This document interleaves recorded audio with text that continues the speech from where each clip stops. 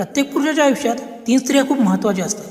पहिली जी त्याला या जगात आणते, दुसरी जी त्याच्यासोबत लहानाची मोठी होते आणि तिसरी जी त्याच्यासोबत संपूर्ण आयुष्य चालते.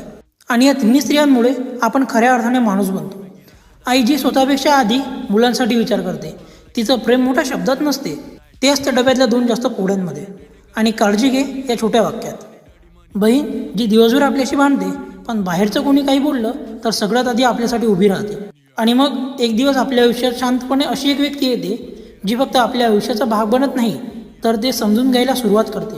कधी आईसारखी काळजी घेते, कधी बहिणीसारखी आपल्याला समजावून सांगते.